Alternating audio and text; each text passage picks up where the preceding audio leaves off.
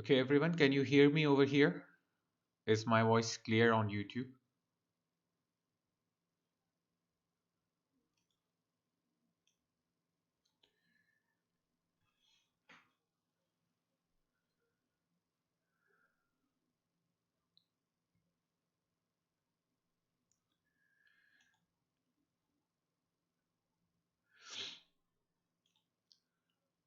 Okay.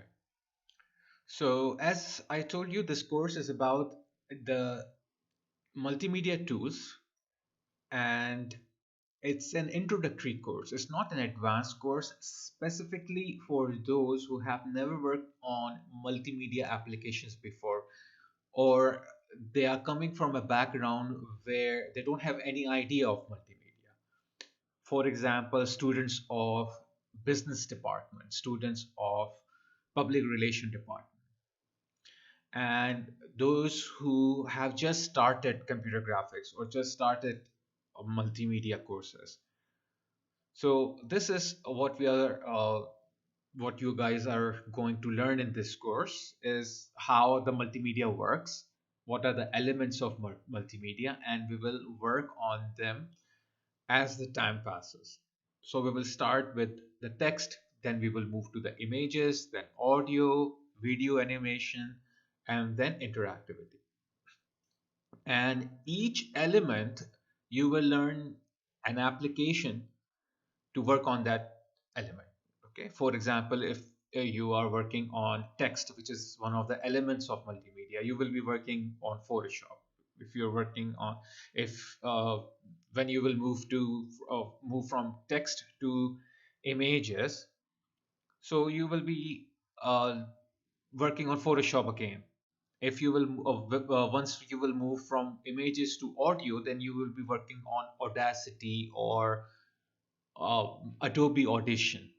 If you once you will move from audio to video and animation, you will be working on Adobe Premiere or After Effects.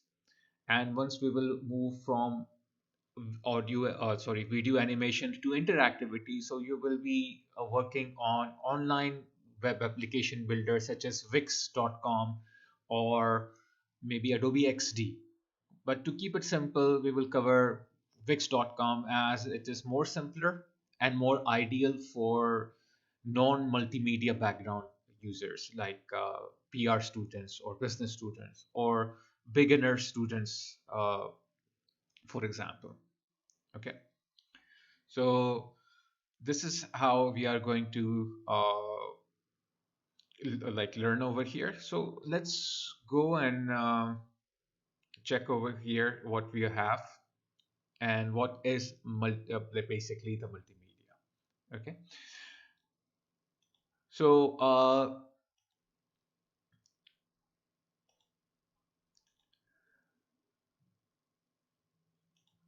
let's begin now.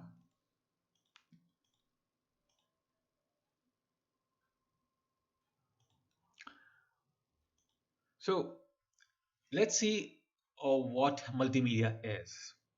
So multimedia is basically a form of communication that combines different content forms such as text, audio, images, animations, videos, or interactivity into a single presentation. In contrast to traditional mass media such as printed material or audio recordings or those kind of things. So basically, it's like word multi, as you know, refers to a lot of things, many things, multi-dimensional things. Okay, so multi is like, as in English, when we combine things together, that means multi, a lot of things, combination of things. Media is any sort of media, you can say text, audio, image, interactivity. So if we're talking about image alone, or we are talking about audio alone, or we are talking about interactivity alone, then they are just media. They are not multimedia. But when we combine them together, they become multimedia because it's not audio, single audio longer. It's not a image, single image. It's not animation or interactivity. So it becomes combination. So that's why we call them multimedia, because they are combinations. So popular examples of multimedia include video podcasts such as you have on YouTube, audio slideshows, animated shows, video games, websites, movies. They are multimedia because they are the combination of different medias. So multimedia can be recorded for playback on computers, maybe like whatever videos you watch on computers, and maybe on your mobile phone, on your tablet, or electronic devices, your home box for the television, smart boxes, and those kind of things. Or it can be on demand in real time streaming. On demand means like YouTube is on demand. Whatever you want to see, you see on demand. Netflix is on demand. So in the early years of multimedia, when the multimedia was recently started, the rich media was like more like a kind of synonymous with interactive multimedia. So rich media, it was known as rich media. And over the time, hypermedia extensions brought multimedia to the World Wide Web. And when the internet was released, when the internet was introduced, so that rich media became hypermedia, and the hypermedia brought the multimedia into the world of World Wide Web. Hypermedia is basically the websites, the text that you see on the website. Basically, if we talk about a simple definition of hypermedia, is that whenever you go to the website, you see the links. When you click on those links, it takes you to some other page. That link is known as hypermedia. So that linking, that hypermedia brought the whole multimedia into a new world, which was World Wide Web, and where the multimedia internet was started. So right now we are in the world of multimedia. So let's see the terminology, how the multimedia term was coined and how it was introduced, and who coined the term multimedia first and who invented the term multimedia. So the term multimedia was coined by the singer and artist Bob Goldstein, and to he had his like a concert which was in July in 1966, and his concert was opened through Lightworks, and it was known as Lightworks at like Lorraine, and it was at Southampton, Long Island. So Goldstein was perhaps aware of an American artist named Dick Higgins, who had 2 years previously discussed a new approach to art making, which he called intermedia. So he was in the contact of Higgins, who was another American artist, and they were thinking of, or brainstorming and coming up with a new style of concert. And the style of concert, a new way of presenting a concert, they came up with like a style which they called this like themselves intermedia. At that time, multimedia was not coined, it was not introduced, it was called intermedia. It was a name given by them, nobody else but Bob Goldstein and Dick Higgins. When they were working together, they said, okay, let's do a different kind of concert. And when they got the idea, they said, okay, the idea is good. Let's call this type of concert intermedia. So they named the concert like the style intermedia. Now, what was the style? The style was when the idea was when Bob Goldstein will come on the stage, there will be light works. Neon lights will be on the screen, and people will be looking at lights coming from different direction, and those light will be moving according to the audio. It was not automated. Right now, there are some visuals. If you know about nano leaves, have you heard about nano leaves? It's like a decoration for your houses. Mostly gamers use it a lot. Have you heard about the nano leaves? Anyone?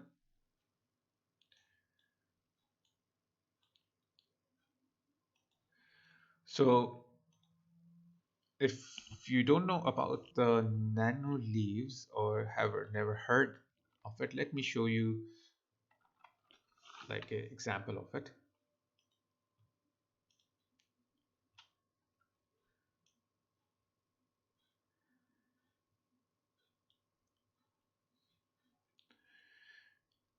If you can see on my screen, these are the nano leaves, a new trend. You can decorate your house with it. Now, what is this? This is basically LED lights which is synced with your computer system. The lights blinks according to the audio which is fed to it through a USB cable or something. And when the audio levels goes higher, the lights become more brighter. You get different sort of lights. If it goes little lower, and the lights also goes lower. So it works according to the audio level that you are like feeding it into. So that time, this technology was not developed. So idea was that when Bob Goldstein will sing on the stage, the lights will be manually controlled. The lights operator, they practiced before the concert, that they knew that what will be the part when the music will go high, what will be the part when the music will go down. So according to that, they were controlling manually the lights. And when they were doing that, they had the idea that if at this stage Bob Goldstein will raise his voice, at this stage he will sing more louder, and they were working out accordingly. So this was a completely different experience to the audience, and that's why it was called intermedia, because so many things was happening at that time. The lights were changing, the music was going up and down, and the lights were changing according to the music. So these were like these kind of new techniques were completely new for the audience, and they really liked it. They really experienced it very differently. Now later on like what happened was like on August 10 1966, Richard Alberino of a Variety, it's like, if you know, the Variety was like a the production, a magazine production and those kind of things, like they used to have. They borrowed the terminology, reporting brainchild of song scribe comic Bob Washington Square Goldstein. The Lightworks is the latest multimedia music visuals to debut as Discotheque Fair. So it was so intense that it was that audience really liked the whole experience, and it became the phenomena of that time, uh, something that was never done before. And the term multimedia was the first time used to describe this whole concert. And this was when this happened later on, this happened 2 years later of that concert. So 2 years later, in 1968, the term multimedia was reappropriated to describe the work of political consultant David Sawyer, the husband of Iris Sawyer, of Goldstein's producer Ed Lorraine. There they termed the multimedia, that something where a lot of multimedia or a lot of medias were used, and that part became the multimedia, and that's how the word multimedia came into being. Now, let's see major characteristics of multimedia. So, multimedia presentations may be viewed by a person on stage, projected, transmitted, or played locally with a media player. A broadcast may be live or recorded multimedia presentations, or broadcast and recording can be either analog or digital electronic media, electronic media technology. Digital online multimedia may be downloaded or streamed. Streaming multimedia may be live or on demand.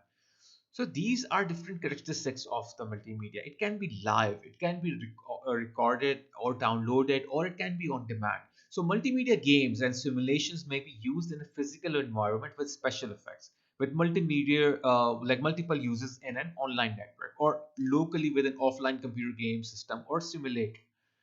For example, if we talk about the characteristics of multimedia and we say, okay, let's see multimedia which is offline multimedia. What is offline multimedia?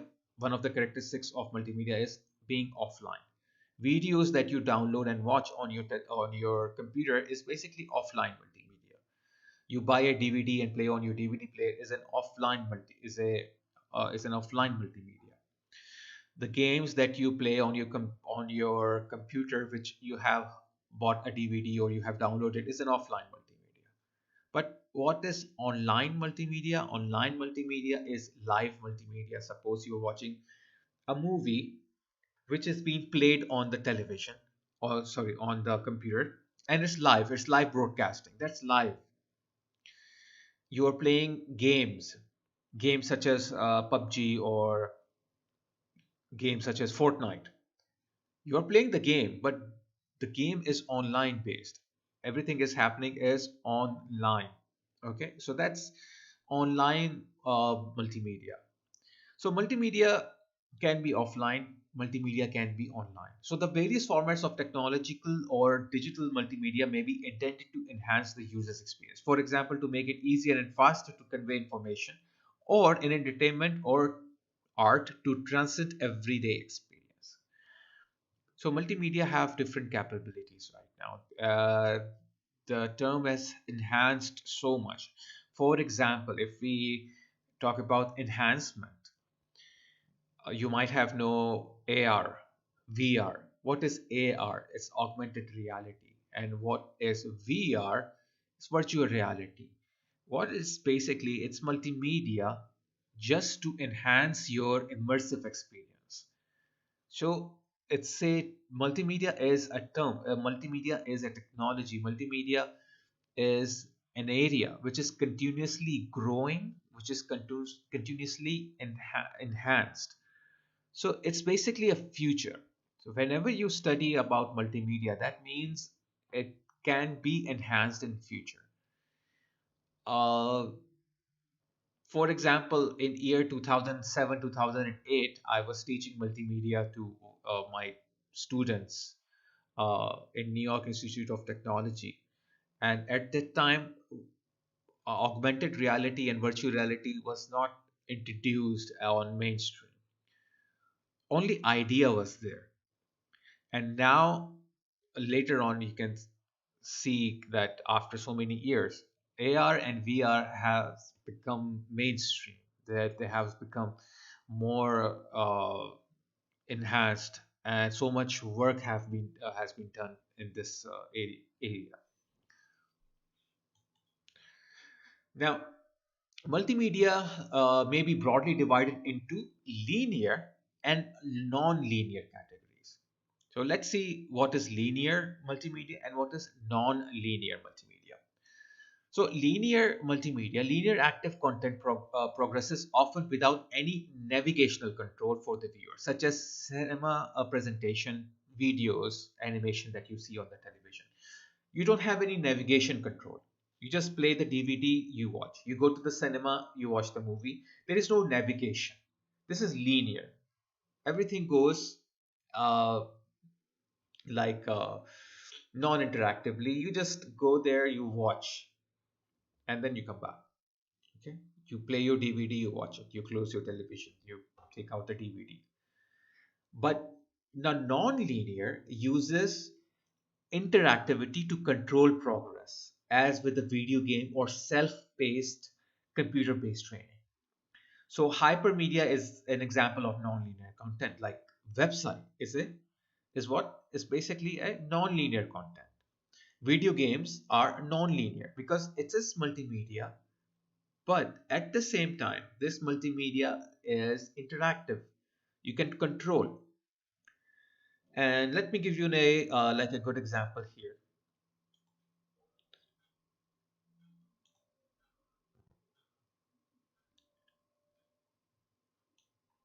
Now, here you can see I have Netflix.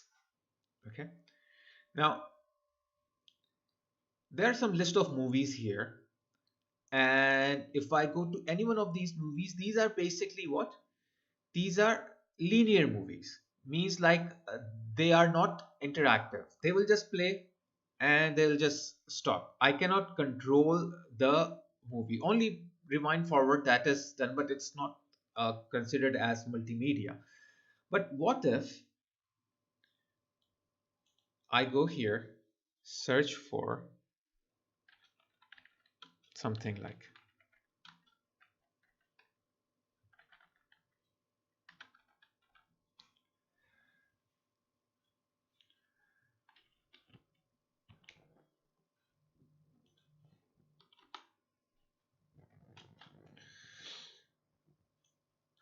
interactive. Okay. Now, if you do the interactive,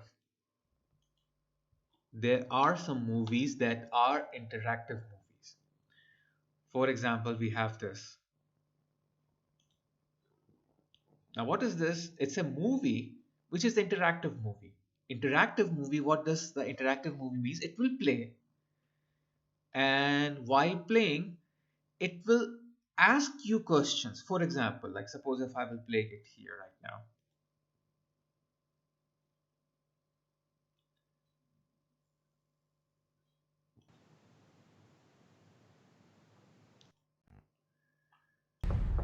Sorry. Sorry. Sorry. Sorry. Whoa. Looks like the device you're using to unlock these interactive features might trigger some alarms. But don't worry, there are still plenty of ways for you to join in the action. Just hit play on a newer smart TV, mobile device, game console, or web browser. There are a lot of compatible gadgets and streaming devices that'll help get your heist started. Ah, this works. You'll know you've cracked the code if you spot this badge. And if you need any help, I order you to stop! you can always call in Netflix customer support for backup. They're pretty cool and helpful, just like players. Let's get this party started. Oh, wow. An immersive, interactive experience is yours for the taking. One where you control the mission. Welcome to the team. The Shanghai skyline sports one of Vile's most notorious strongholds. The building will be buzzing with security. So you might have seen this right now, or you might have seen before interactive movies. Now, what are the interactive movies? You become the part of the movie. You watch the movie, and between the movie, it asks you the questions. Like, oh, this has actually happened. Now, what you want the actor to do? Do you want the actor to jump off the roof, or you want the actor to stay in its place? So you have two choices. You are playing with interactivity there. You select your choice. The movie continues according to the choice you have selected. So that is one of the interactivity nowadays we find in the movies. So a new way of like working with the movies and those kind of things. Now, multimedia presentation can be live or recorded, as I said before. A recorded presentation may allow interactivity via navigational system. Means like you can play forward, rewind, those kind of things. A live multimedia presentation may allow interactivity via an interaction with the presenter or performer. So recorded means play, like play, pause, rewind. Live multimedia, you cannot play, pause, and rewind. But what you can do is that there are some other sort of interaction. You can skip the presentation. You can change the subtitles. You can pause and others like sort of things. So this is how interactivity can be done in live or recording. Now let's see elements of the multimedia. We have these elements here: text, audio, animation, video graphic, and there is interactivity as well. It's not written here, but like there is interactivity as well. Now first let's see text. So if you see on the screen right now, you see a text based sign: road safety, basic, intermediate, advanced. First, before crossing the road, make sure you look to your left, to your right, and then left again. Then walk carefully to cross the road. Basically, this is what it's a media. It's a media, just a text written and single as a single media. You cannot call this multimedia, but this is one of the elements. Now let's see graphic images. So now what is graphics or images? Like two-dimensional figures or illustration.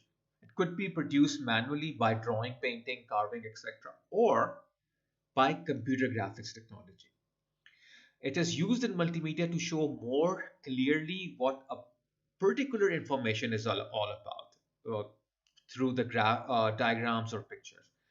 So taking the same example as this one, if we convert the text with and enhance it with the graphics, so we will get something like this.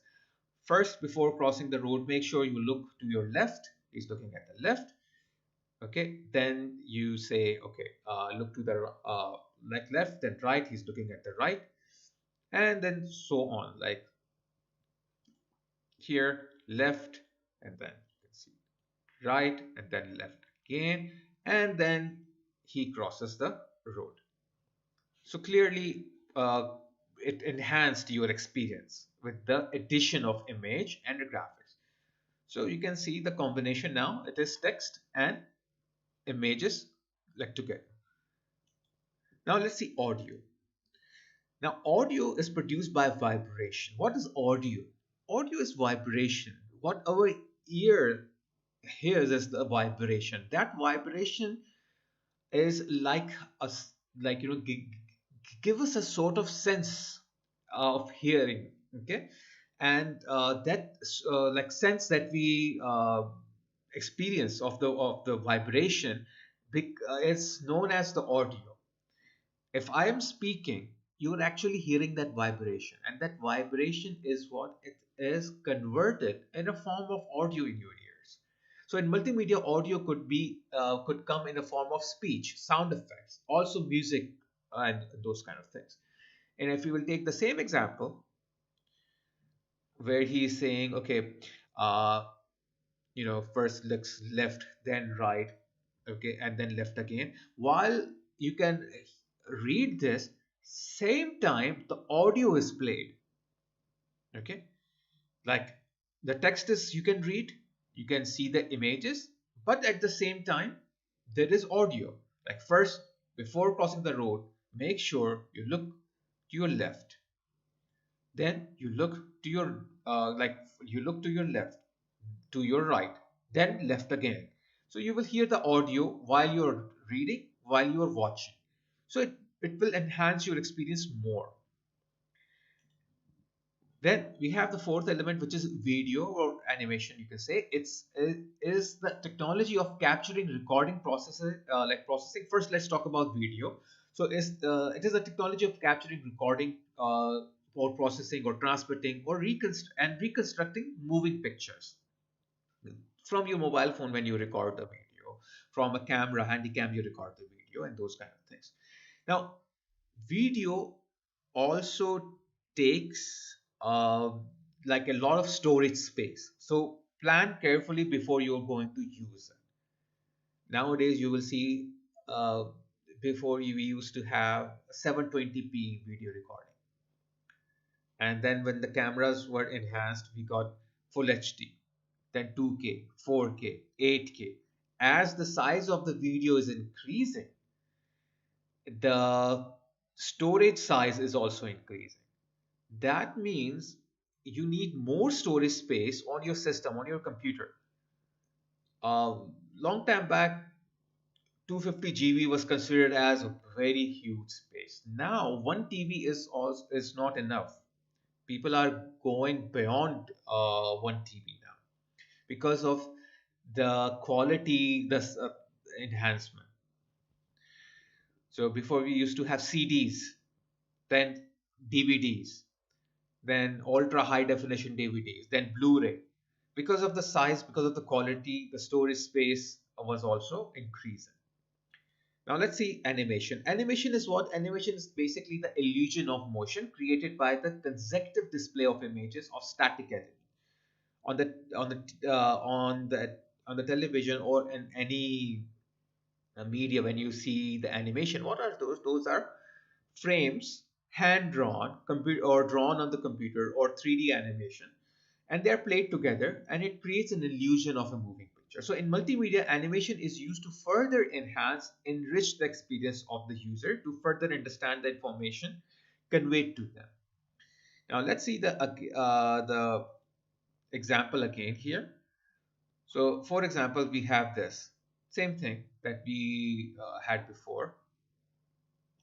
Okay, so it says uh, the text is there. First, before crossing the road, make sure you look to your left, to your right, and then left again. Same time, audio is playing.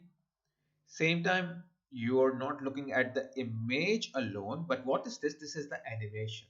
When it says first look, first before crossing the road, make sure you look to your left. So the character is looking to the left, and then he rotates his head and looks to the right, and then he looks to the left again. So it's animating basically. So this enhances your experience more. It will become more understandable, especially when you're teaching children. It's more enhanced to them. It's more understandable for them. Now, when the user is given the option of controlling, like now this is we are moved to interactivity. Now, which is the fifth element. So when the user is given the option of controlling the elements, a combination of hypertext, graphics, audio, video, linked elements, and interactivity culminating in a complete non-linear computer-based experience. So this is the interactivity. When you are on your mobile phone, you are accessing mobile application. That's interactivity. You're playing a video game, it's interactive. You're watching uh, YouTube videos and switching to other videos and like commenting on the videos, liking the videos, that's interactivity. So these things are basically interactivity. Now, taking the same example, we have the same thing. But this time it starts with interactivity. How to cross a road. This is maybe an application. Okay. Hi, my name is Adam. Today we are going to learn about road safety. So the user will click step 1. Step 1 will take him to the same step where he will say to cross the road, first you have to look to your left, then to your right, then left again. Then step 2, maybe it will take you to the next level. After you have watched left and right, now you can cross the road. Or you can just simply press start and it will play the whole presentation by itself. So interactivity is now involved.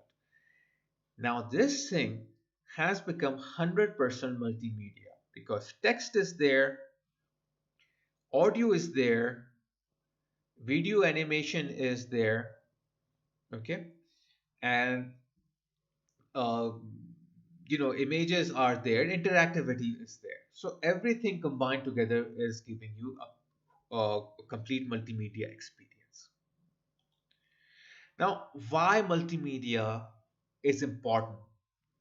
Why this thing is really important that it is included in many of the courses, especially in universities, colleges, and there are many workshops related to multimedia. What makes it really important? Why it has become really important over the time?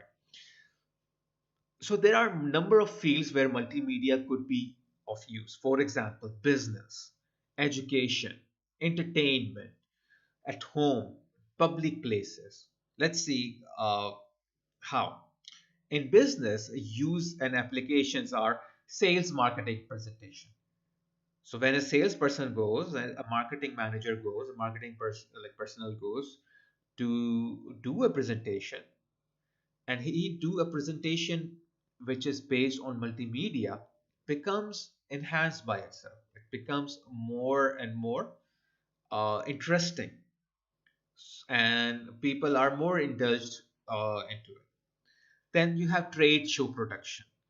And if you go to presentations, you see a lot of stalls over there where people are showing their work. They have multimedia system there. So those who are passing by, they can look at those videos, those multimedia presentation, and learn what that company is doing actually. Staff training application, which is very important, especially for example, when a person goes and he wants to join team of fire brigade, firemen. So what he do first is that he learn how to put off fire. So before going on 100% practical, they see a multimedia presentation so that it is more enhanced, and then it is more safer uh, than going directly into the field. So one example is that, and nowadays, if you know, there the virtual reality presentations, multimedia presentations are given to the like firemen. They wear the VR glasses, and they put off the fire and then practice through that. So it's becoming more and more common these days. Company kiosks. Company kiosks mean, suppose if you're going to like a bank, some areas are highly secured, and each area have kiosk machines to open the door. You interact with that, you put your codes, it asks you some questions, eye scanning or fingerprint scanning, then it allows you to enter.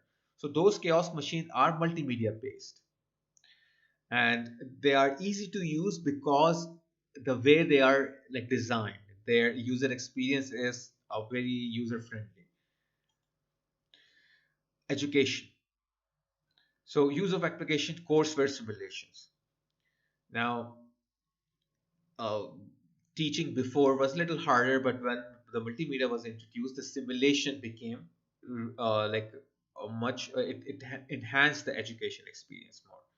For example, medical students, they can learn through the videos more rather than studying from the book and visualizing what is happening in their mind.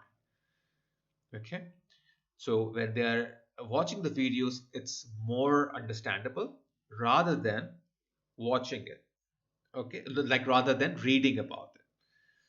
Then e-learning, distance learning. What we are doing right now is multimedia. It's distance learning. You are reading, you're listening to you're listening. There is a audio going on.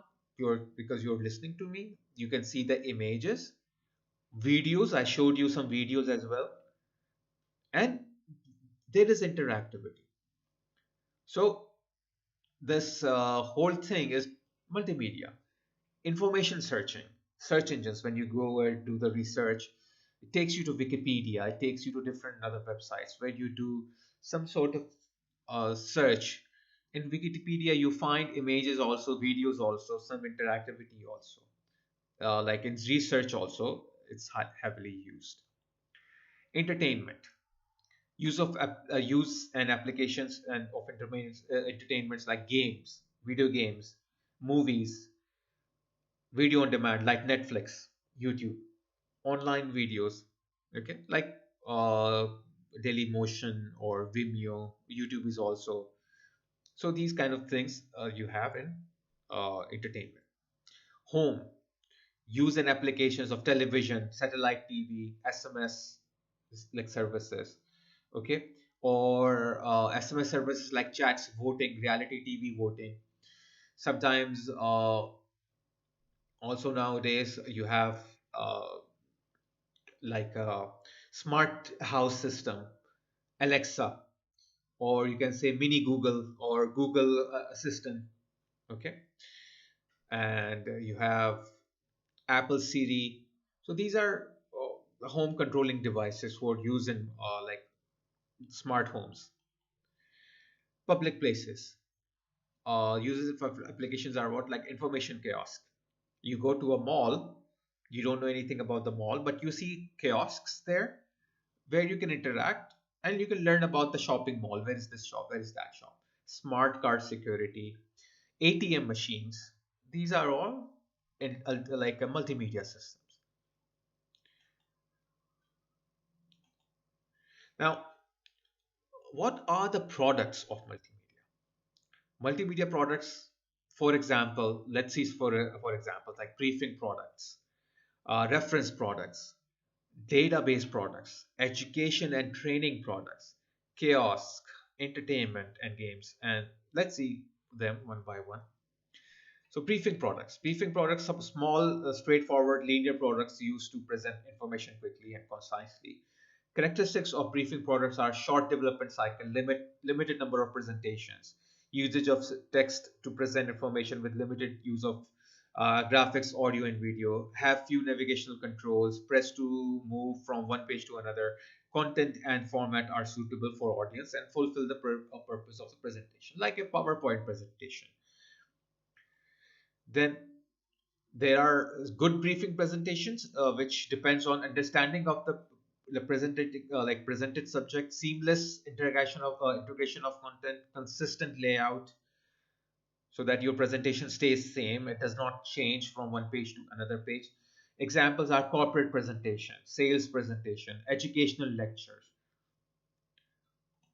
Then we have reference products. Now, what are the reference products? Often used for answering specific questions or for general browsing information. Can be stored on CDs or DVD ROMs. So, and it can be online as well. So, characteristics of reference product is used by a wide range of users, from from children to adult. Have navigational menus, like bookmarking, searching, printing utility, all those kind of things. So two basic classes of reference product is generalized content, dictionary, encyclopedia, okay, which is broad treatment of content at a limited depth. Then you have detailed content, which is focused on specific area and provide extensive information. So what is the usability? The developers understanding the body of information, how the end user will want to access it, and help function should always available to explain how to use the information. For example, encyclopedia, Wikipedia, dictionaries, online dictionaries you have, cookbooks you have, historical informative websites you have, scientific surveys you have, these kind of things. So in 2005, I like there was a product of Microsoft which was known as Encarta. It was it's nowadays it's like it's not there anymore. It was discontinued because the rise in internet, because everything is moving to cloud, so they stopped making the DVDs of the Encarta. But it was one of the leading product of Microsoft. It was a multimedia based encyclopedia which was completely on the DVDs. Now, database products are the large amount of information which is available to the end users, which it contains text, graphic, animation, videos, and these kind of things. Now, if you talk about, for example, Google Earth, it's basically what it's a database product. Everything is fed into database. Whenever you need the questions, like whenever you need something, it searches the database. Images it takes, videos it takes, audio it takes, and then it will give you the search result. Education and training products, Microsoft Teams, Blackboard, Moodle, these are the multimedia educational training products. So as you can see on the screen, kiosk products, ATM machines, information kiosk like in the shopping malls and those kind of things. So banking kiosk, as I said, university information kiosk, instant booth, those kind of things. entertainment and games like video games and these video games console. So I hope everything is clear about the multimedia, and now I hope you have a clear idea what basically multimedia is and what you are going to learn in this course, and what you will be expecting the outcome from this course. So in the next lesson, we will start working on the first element of multimedia, which is text, and we will use Photoshop for that. And we will learn how a text is created in Photoshop and what are the creative aspects of it, what are the principles of typography, those kind of things we will learn, but not in detail because it's not a typography course, it's a multimedia course, but a little bit of somehow I will tell you, like, a know-how of a typography. So you know how to create a good looking text and those kind of things. Then once the text is finished, we will continue to the other elements of multimedia. So is there any questions? Anyone? Is everything clear?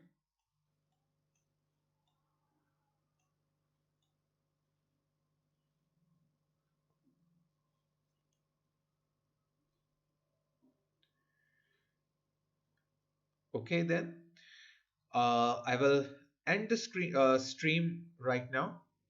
So already I have your attendance here. So this will be our daily routine of the classes. We will come on YouTube. You can give me your uh, student name and ID here so I can mark your attendance. And then once the class is over, you're then free to go and then work on your projects and everything. Okay, so take care, everyone, until we meet for the next lesson next week. So take care.